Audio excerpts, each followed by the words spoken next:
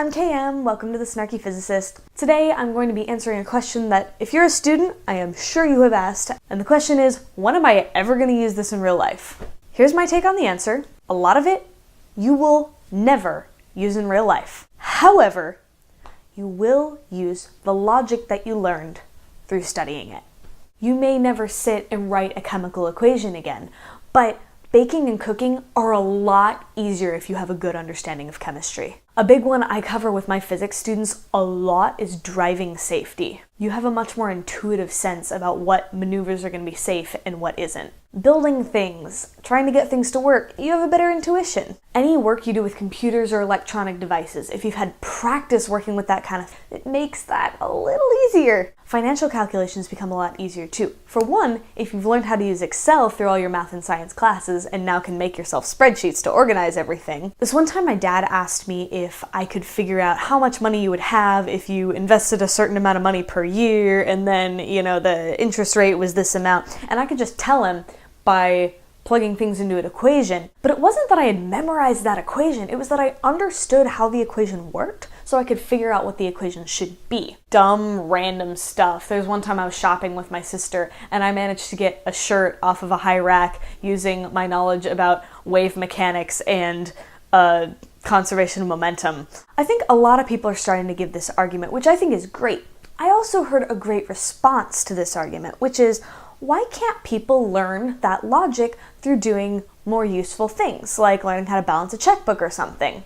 My response to this is, yes, please.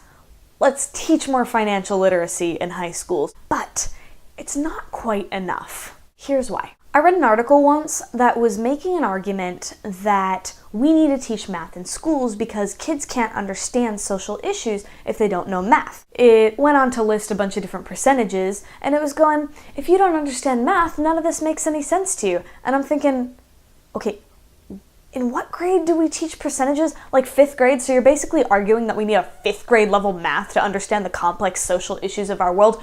No, this drove me crazy. A kid knowing percentages doesn't know enough. They were talking about how in a certain area, only 2% of the school teachers were African American males. I can see by looking at that that's a problem, but in order to figure out what to do about that problem, you need to ask a lot more questions, which you might think to ask, but probably wouldn't unless you spent a year of your life looking at statistics, learning about how standard deviations and means and medians work, thinking about rates of change. For instance, my questions would be, what does that number look like throughout the years? In which years were different measures implemented to make a change?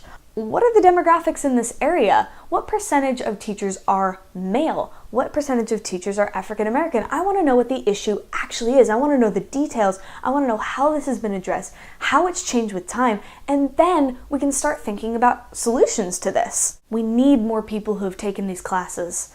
Not because you're ever going to need to find the length of the side of a triangle again, but because that logic will come up. And you need that logic for later classes, and you should take those later classes. That said, I apologize to you if your math class or science class is never showing you real world examples. I would say they are doing a bit of a disservice to you. Let me know your thoughts on this. What do you wish you had learned in school that you never did? Let me know in the comments, and I hope to see you next week.